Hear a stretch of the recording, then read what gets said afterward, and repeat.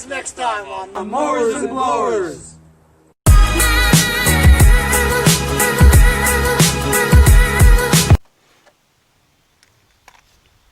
Oh, hey, good morning. It's Henry at Mowers and Blowers. How's everybody doing today? It's a beautiful day here in Long Island, and one of my subscribers, Kelly's cut. He said, hey, Henry, why don't you break out those grass flip-flops? There you go, Kelly. Flip-flops with grass on them. My wife actually tried to throw these away a few times, but I've always intercepted them, and I wear them in the summer. It certainly grabs people's attention for sure.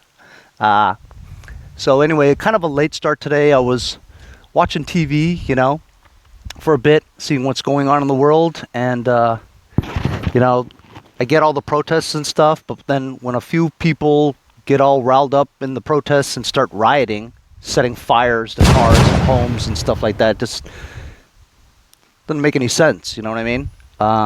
What's also troubling to me was I started doing some research on the 4 cops, right? And I'm very upset because, not just because a guy killed the guy, you know, but, you know, 2 of the 4 cops were Asian. So, you know, I just wish my brothers would, like, stand up to some other guys and say, hey, you know, let off a bit, you know what I mean? The guy can't breathe. And had they just given him that kind of warning, you know, maybe that guy wouldn't have died. And now they're probably going to get charged with manslaughter, you know, or negligence or something like that. But either way, it was very interesting because in Minnesota, there's a big Hmong population. Hmong, H-M-O-N-G. It's a tribe of Laotians, refugees that came to the States years back. Believe during the Vietnam War era, you know.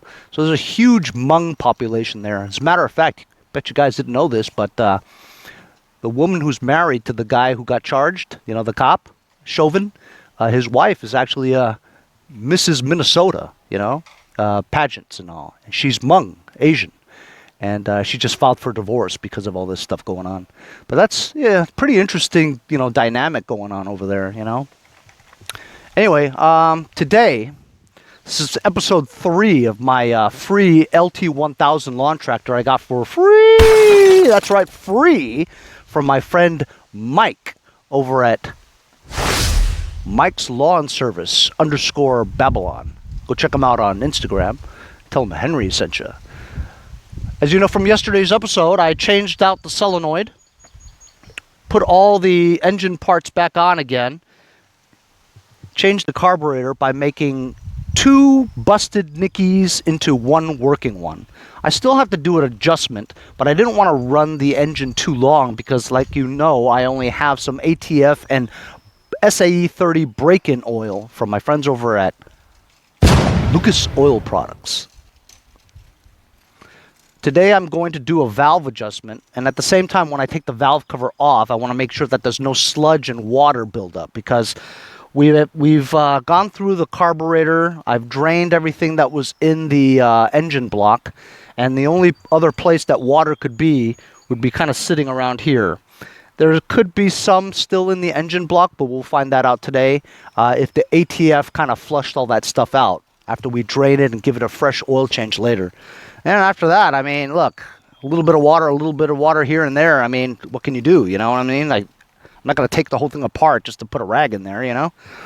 So we'll see how, I mean, it starts up just fine. So I don't know if it even requires a valve adjustment. However, I don't think that it's been done, seeing how the condition of this tractor has been. I don't think any maintenance has been done on it, so the valves probably have never been adjusted before, but it still starts fine, you know? So we'll take this valve cover off. Let me get my feeler gauges ready, and we'll do a valve adjustment. After that, we're going to drain the oil and put some fresh oil in it. I'm not going to run it because when you do a valve adjustment, it should be cold. So I'm trying to get you guys as close as possible without getting in the way of me doing this. So it's 4 3/8 bolts.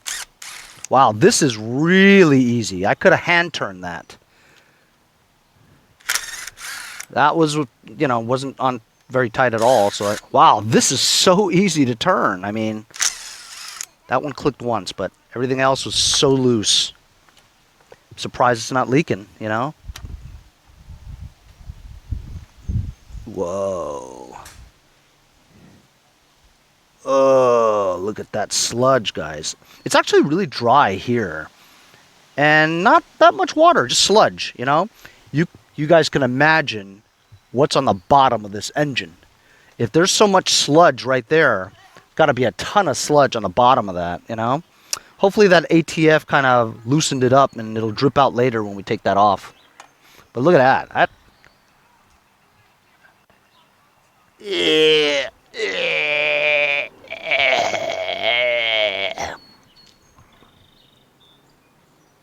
Gross.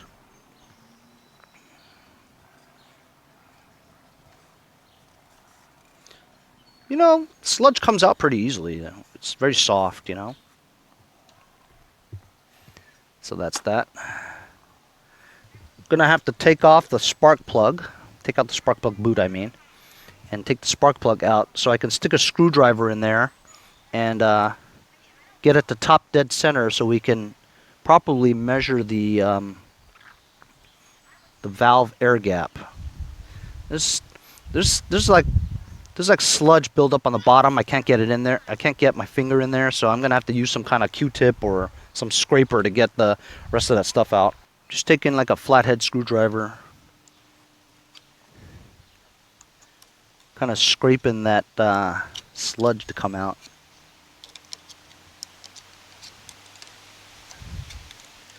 Ugh, looks like slime. Yeah, I'm going to take this screwdriver and wrap it around this.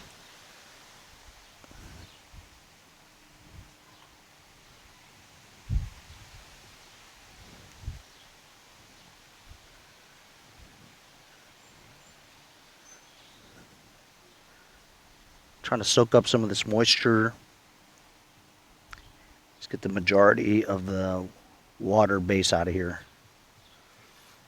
That's good. Okay, now I'm going to remove the spark plug.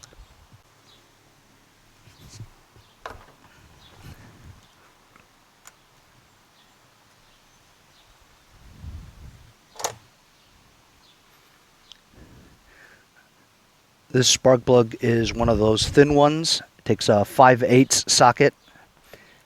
It's the one that starts with QC12YC. And it's pretty good now. Smells like gas, good. I'm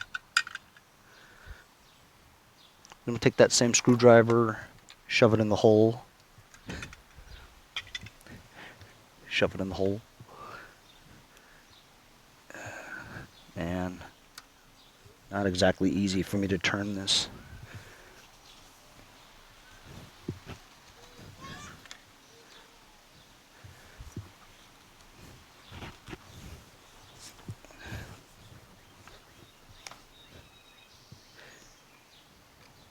It's all the way in. It's very difficult to turn. There we go.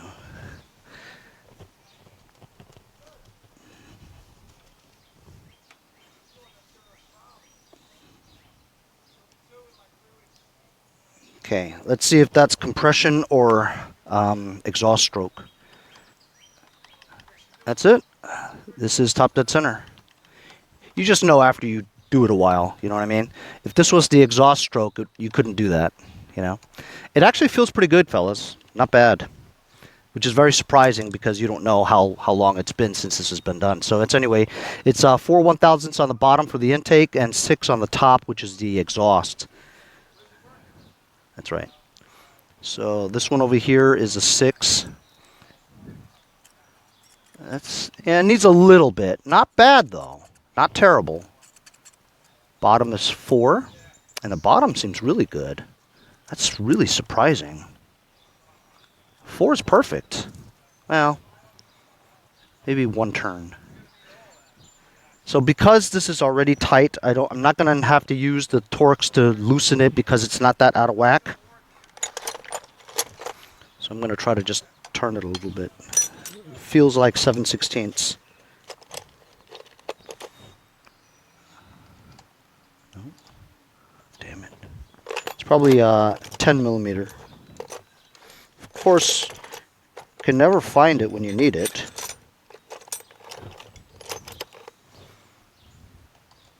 Millimeter.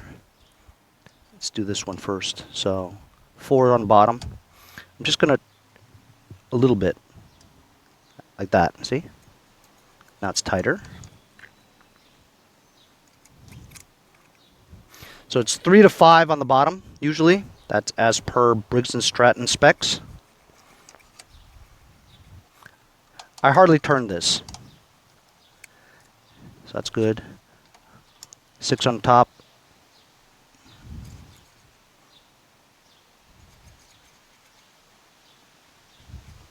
That's good.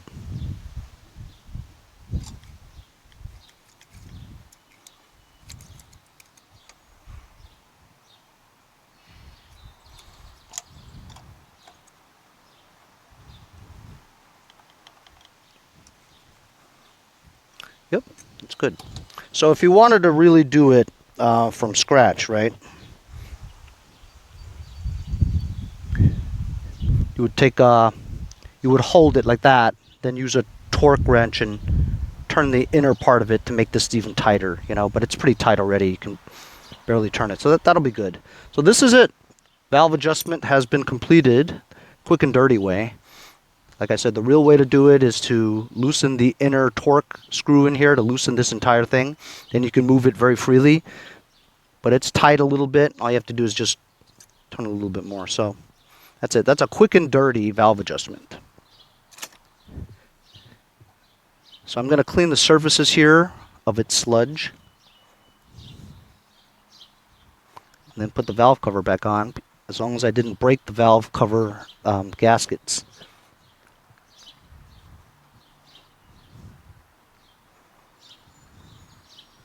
To flush this out a little bit more of its sludge and to clean it, I've got this brake parts cleaner from my friends over at Lucas Oil Products. Just going to give it a little bit of a bath and shoot out some of the sludge.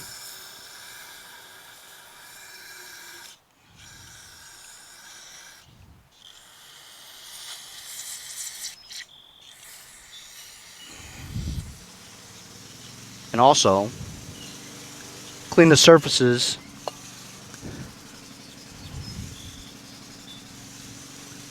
of the grease.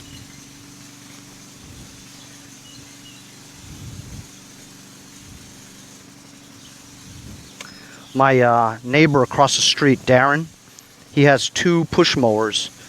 He got his second one from his brother-in-law or something. And it's that black Quantum engine, you know, Craftsman black one. The Quantum engine on it. You guys know what I'm talking about. Anyway, he was mowing his lawn yesterday, and it was kind of long. It's probably 4 inches in length on all of his grass. And you could see that his it was bogging down when it was really thick. I wanted to stop him and tell him that he needs to set the height to a higher level so he takes only an inch off the top per pass. But he didn't do that. He was just stopping his mower was like stalling every few feet, and he would clear the bottom and keep trying to do it. Also, I think his carburetor needed a cleaning because it was lacking power. But you know what?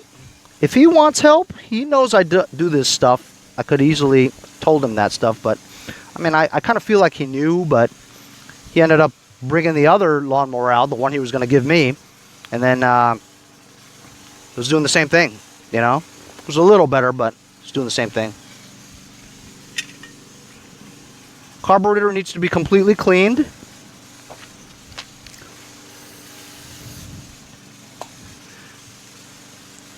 And if your grass is too high, you got to set the height at the highest level and just take an inch off the top and just do maybe 2 or 3 passes.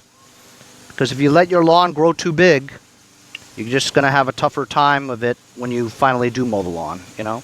That's why you have to religiously mow your lawn consistently every weekend. I wish I could do that, but my grass hardly grows. I'm amazed that it's already starting to grow. I might have to put some fertilizer on there eventually. As you know, I tried that Milorganite. You know what? I don't really think Milorganite did anything. I mean, I don't see a big improvement in color, you know. Hey, what's up, Margie? How are you? Good. Yeah, you said it was going to storm. It's my local meteorologist neighbor. She walks her dog all the time.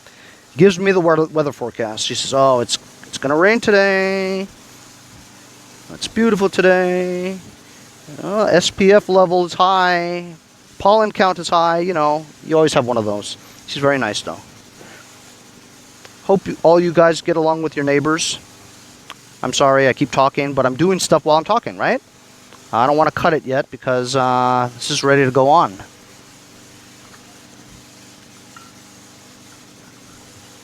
Make sure the OHV is not upside down. Just two opposite direction corners.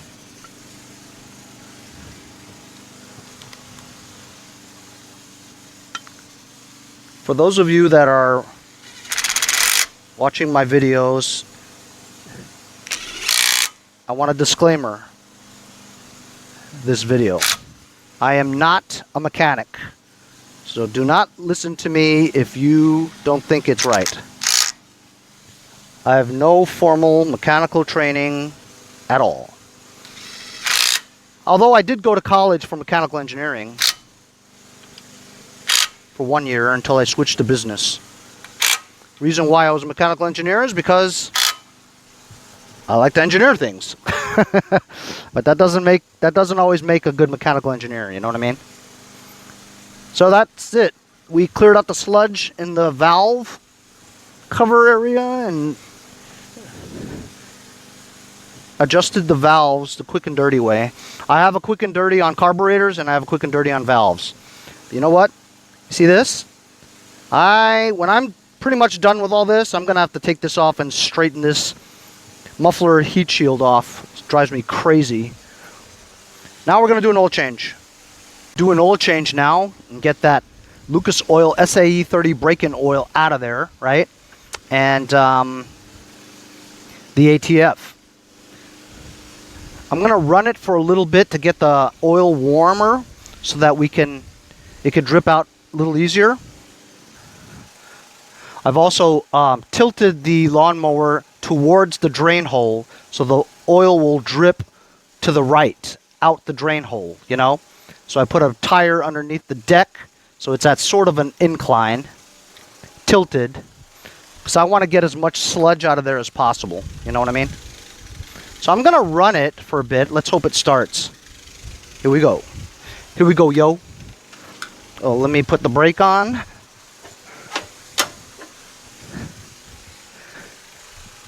Let's start it and see. Ooh, fuel shut off. Forgot. I put one in because this is a gravity-fed tank, and you don't want that needle to stick and fill your crankcase with gas. Here we go. We're going to start it. Oh, duh. Spark plug is out. I was just going to say, how did I blow the connecting rod without doing anything yet? All right, let's see. Ooh, wow. Wants to start right away.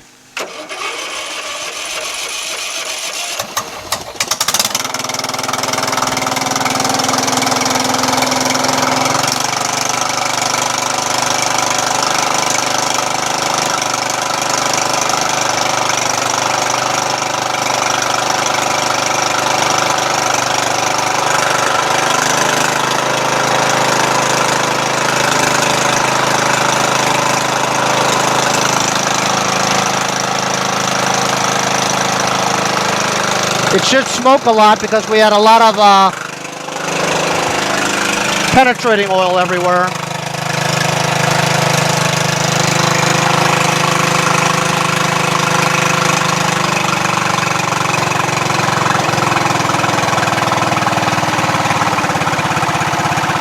Wow, I didn't do anything to the adjustment on the carburetor. This is idle. Sounds great. No surging. That's it. That's it. Awesome. Runs good. Sounds good. And I didn't want to run it very long. You know what I mean? So let's drain the oil now. Now the oil should be reddish or brownish. Let's see. The drain plug is very easy. It's one of those John Deere types. You just turn it and pull. Oh, Jesus. That wasn't supposed to happen. Should I put it back on? Yeah, it's dripping pretty well. So it's brown. Look at that. Like chocolate milk. This drain plug sucks. I guess it works. Oh, that's going to make a mess.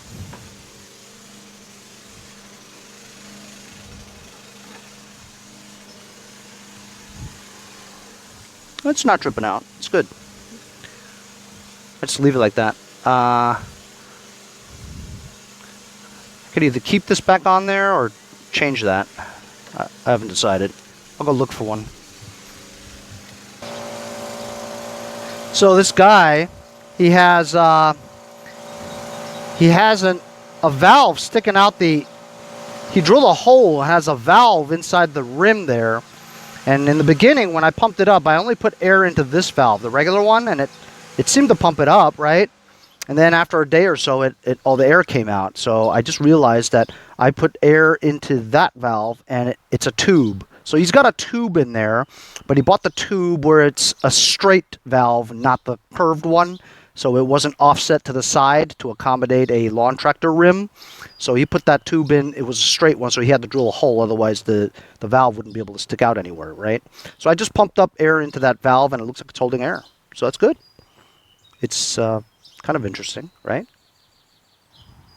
So as you're watching the oil trickle out, I'm pretty pleased because looking at the oil in here, the oil and ATF mixture, the chocolate milk, it's very watery. Not really thick and syrupy, right? I mean, it is, but not what you would expect. So I think running it a little bit and having the ATF in there really cleaned out the engine. I don't see chunks of sludge where I saw it in the valve cover. You know, the sludge could still be in there, but what I'm going to do now is I'm going to take the dipstick out. Dipstick? Try something that I've never tried before. You always got to try things, but I'm going to take some compressed air, right? And I'm going to shove it into the dipstick. Put my hand over it and kind of cover it and see what stuff comes out. Ready? See, you would expect that more stuff would come out, you know, like sludge and stuff. It seems pretty clean. Nothing else is shooting out, you know. Pretty cool. I'm pretty satisfied. I'm going to change the drain plug because I just pulled this out, you know what I mean? So it doesn't seem like it's very reliable. My God, this is so loose.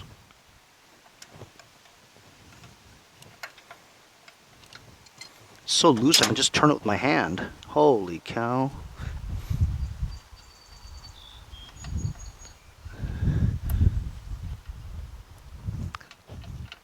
Here's the drain plug.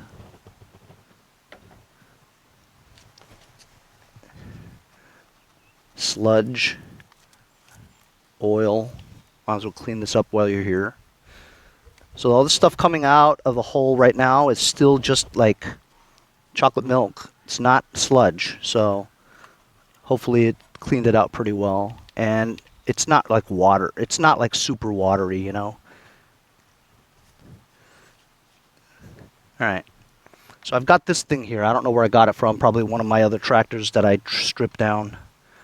I'm just gonna, let me clean the threads. It's been sitting in my drawer for a while.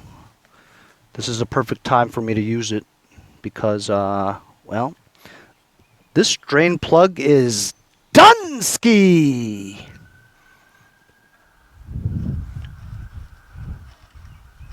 Seems to screw in pretty well. A little too loose, actually. Maybe I should put Teflon tape in it. Let's just see if it, see? It wants to tighten, right? But there. You know what I mean? So if I turn it anymore, am I going to be able to turn it all the way to here? No. Now if I put Teflon tape, maybe that'll work. Or maybe when you change the oil, you just, you just turn it down like that. You know what I mean? So I'm just going to do that. I don't know, this sticks out a lot though, doesn't it? That's all right. Not my tractor. I mean, I'm not going to keep this, you know? If this was super nice, I would keep it, but I'm just going to sell this. Let the new owner worry about that stuff. Remember, I'm a flipper, not a mechanic. A mechanic with a shop would say, oh, well, I need to make sure that the homeowner will be able to easily access it, whatever, blah, blah, blah, blah, blah. Me, as long as it doesn't leak oil, and it's good enough. Good enough for me. Flippers just get it going, show it to somebody. If they like it, they're welcome to buy it. That's it. It's all about just money. Oh, and, you know, making videos so that you guys can see what I do. All right, so now we're just going to fill this with Earl. Takes 1.3 quarts of SAE-30. I always have a good supply of SAE-30 motor oil from my wonderful sponsors over at Lucas Oil Products. It's about a month away from the official summer season. Summer is June 20th, I believe, midnight. And that's when I'm allowed to order another seasonal supply. But I'm pretty good with supply right now. Gonna put this entire quart in there. Earl, lubricates the joints. Earl is like a human's blood. Without fresh Earl, I could die. I'm so happy today. I had a motor oil dialysis. So it's one full quart, right? And then you could put another third of the second jug there. That would complete 1.3 or so. But it's better to just put 1 quart and then check the levels after it settles a bit, you know. And as you can see, Earl is not dripping out of the threads of my new upward pointing drain plug. Hey, this is a lot more reliable than this. Agree? You bet you agree. Uh-huh. I'm not going to put the 0.3 in there yet. Just going to let it sit for a bit.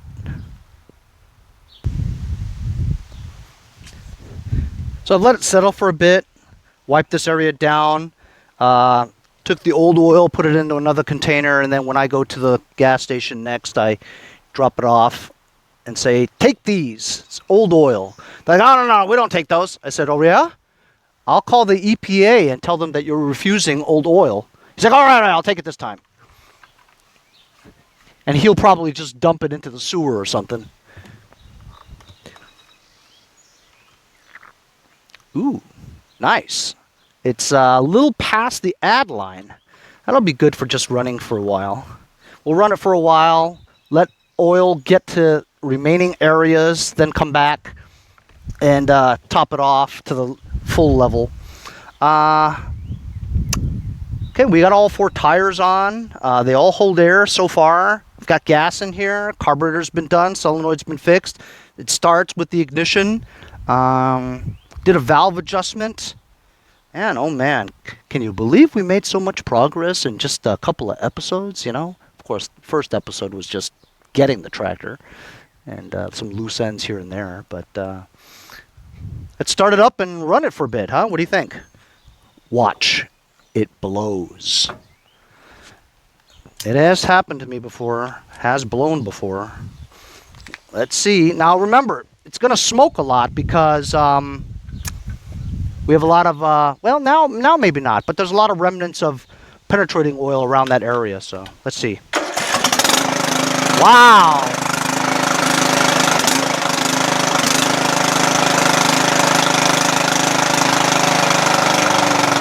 I don't want to run it at high throttle just because I don't know the condition of this engine so much, you know. So I don't want to overstress it without it being lubricated better, you know. Let's see if it goes backwards and forwards, huh? I'm releasing the brake, putting in reverse. Oh.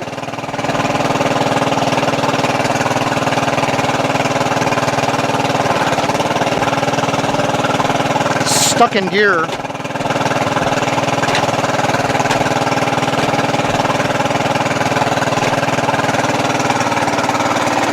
Plus, I have a tire underneath the deck. I gotta remove the tire from the deck.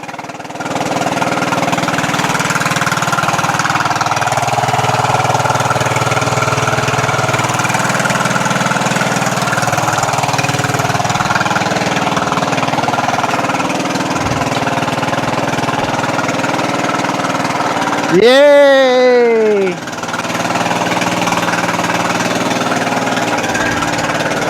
It moves. It runs. All right.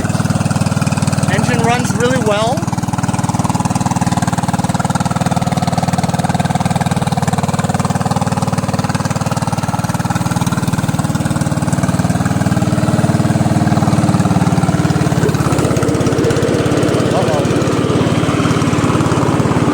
Look at that. The mower deck started moving by itself.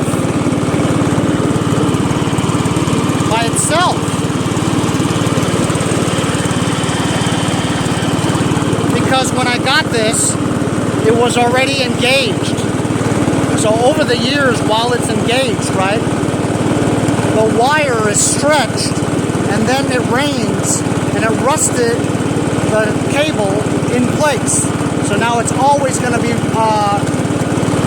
engaging the blades. I'll tell you what, it's not vibrating or anything, it runs well. So all I need to do is probably replace that cable or loosen it up. Either way, let's go for a ride with the blades on.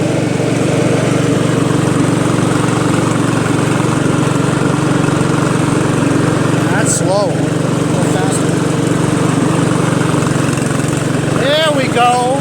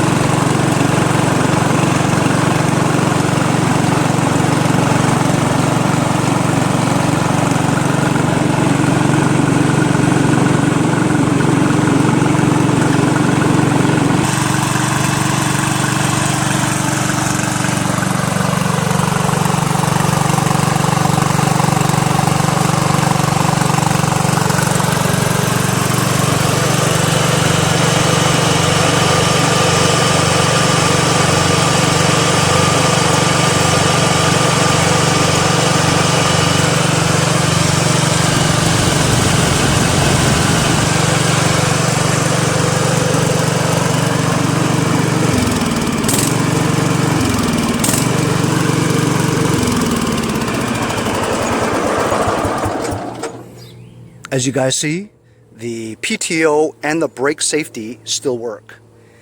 Still burning off oil or whatever's in that muffler. You know, it'd probably take a while for it to burn off, but engine seems like it runs really well. Actually, it sounds pretty good, huh? And it runs and drives just fine. I'm gonna try to lower the deck a little and try to loosen up the PTO cable. See if I can salvage that cable, you know? Lower the deck all the way.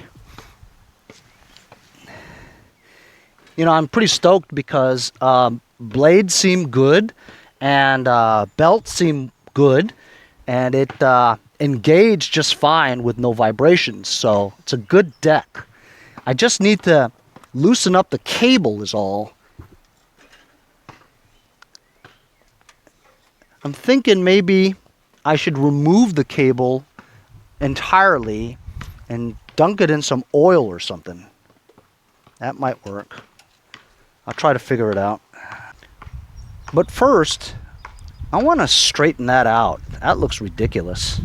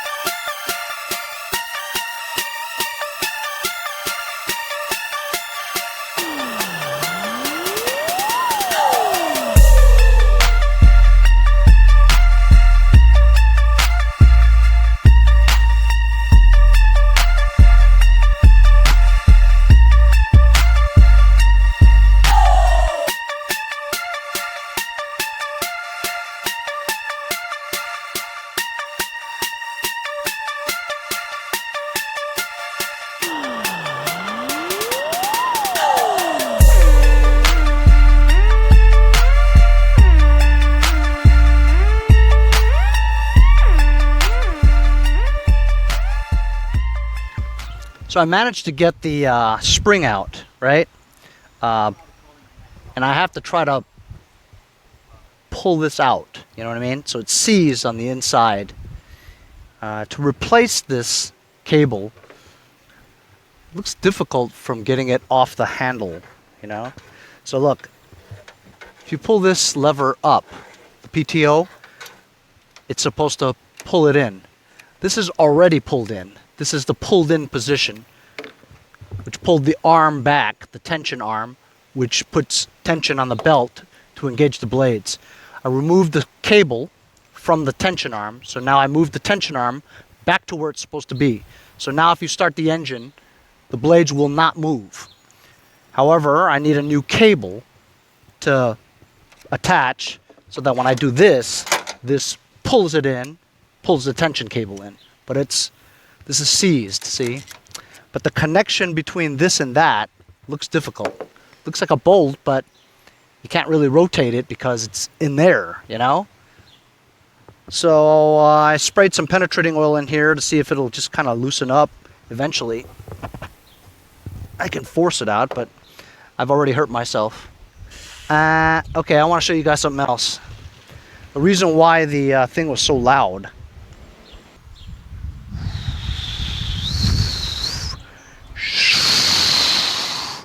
That's right. This muffler is Dunsky.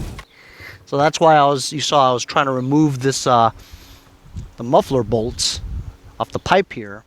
But as you guys know, with the heat, water, rust, rain, water, heat, rust, cool, weight, you know, all that, Muffler bolts are one of the toughest things to get off. And of course they use some kind of a hex design here where I can't put it in my impact to get it out, you know? So I put penetrating oil on that thing and just try to loosen it up. So as you also saw, I banged that heat shield out pretty well, you know, the sledgehammer onto the ground. So that's my conniption right now is mower deck cable. I want to try to loosen it out, pull it out. But the deck seems good, arms seem good, spindles, pulleys, belt, everything seems good on the deck, which is great. But I got to figure out that cable, and I got to figure out a muffler. If I can't get those bolts off, I might have to cut the muffler at the pipe, where the pipe and the muffler meet, and weld another muffler onto the pipe. I might have to do that. Okay, so I just flipped that cable upwards, and then you could see that it could just come out like that. So it was easy. So I got the cable out, greased it with this penetrating oil. I tell you, this stuff works great, fellas, seriously. Loosened up the cable, moved, reinstalled the cable, now the PTO works. Watch.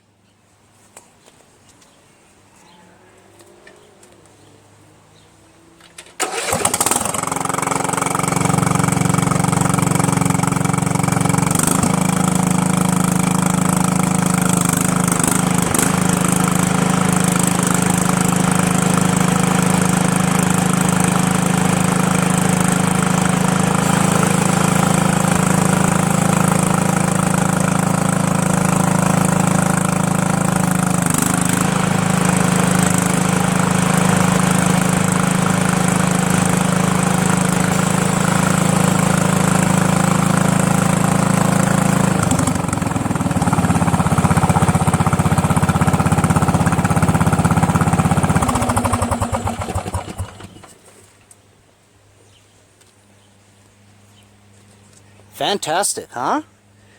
Now I just gotta figure out the muffler. Alright, so you see what I got here? I got a old muffler, and I'm just gonna cut it right there, and I'm gonna weld it together.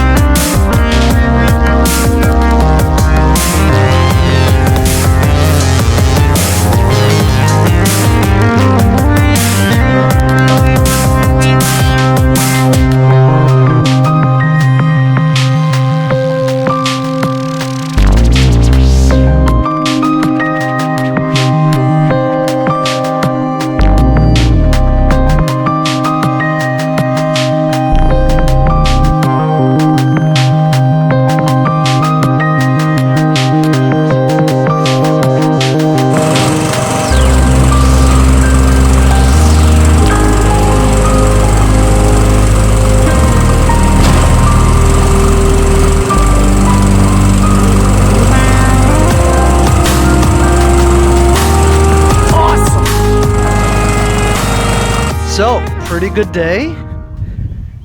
Pretty good day, I must say. Fixed my muffler. Fixed the mower deck. PTO cable. Tensioner idle arm, right? That muffler thing was kind of tricky.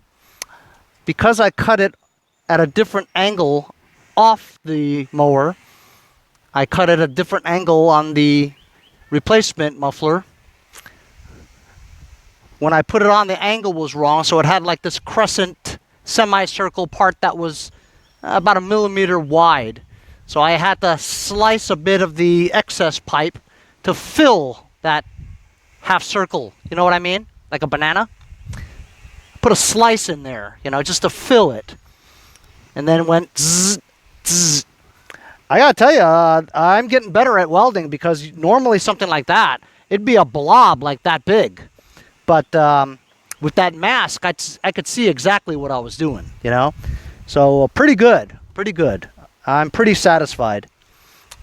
Got the hood back on here. Of course, I don't expect the lights to work. Let's give it a try anyway.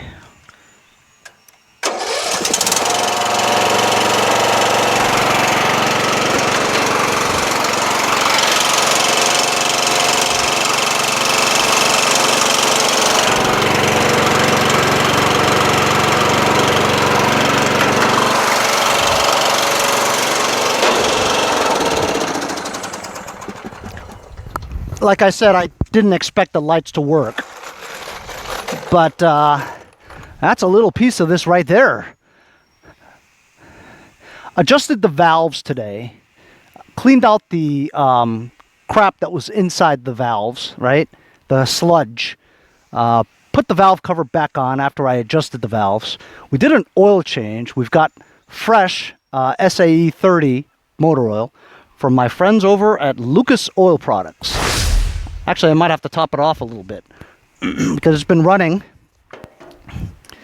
and hopefully we'll get that together. I'll top it off a little bit, check the levels, and we fixed the muffler today as well as the PTO. So this thing starts great, runs, mows, drives, and sounds great. Tomorrow I'm going to be buttoning things up, working on the lights, grind down some of the rust, and then giving it a coat of a little bit of green paint to cover up the rust spots. Now, I did have another fender in the back, but I checked. I had actually 2 fenders. One I sold, remember, to that guy. That was in great shape. That would have worked perfectly for this, right? The other fender that I have is just a half fender. There's a version of this with the round back, right? That stops at the foot part. And then the foot part is separate from the fender. So I have that. Since this is a one-piece fender, I can't use that. So my only choice is to grind down that rust over there near the foot area and just go over it with the green Rust-Oleum dark hunter green. Not just hunter green, dark hunter green. And still, it's not exactly the right color. There's a conversation that I've had with my friend Jason, Nick from Medford, Larry and Bobby. We've all talked about this. Red machines seem to sell way better. So since I think I'm gonna paint the entire fender, along with the footwells and everything, right?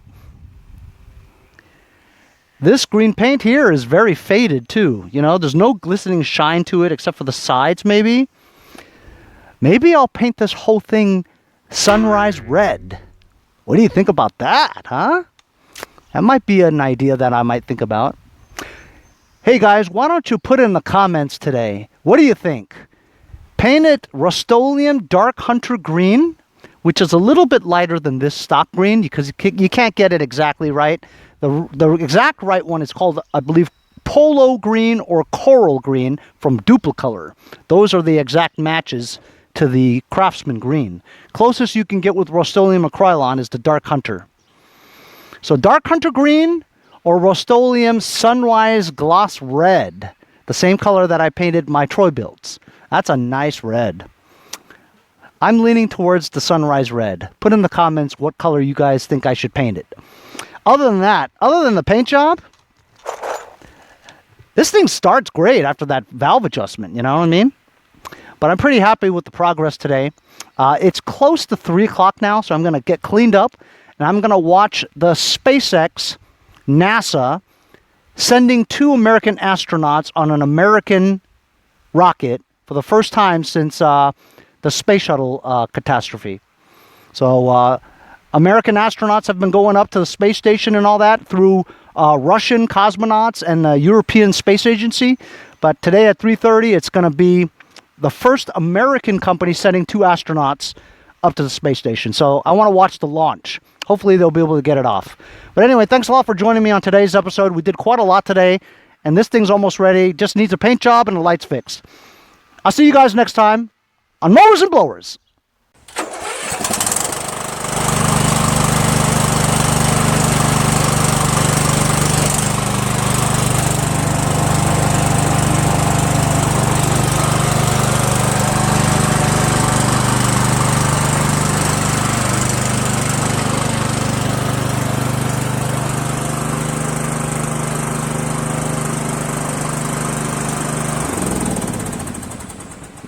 Mailbag. So I got this a day ago. I opened it. It's a fuse set. You saw probably my episode of me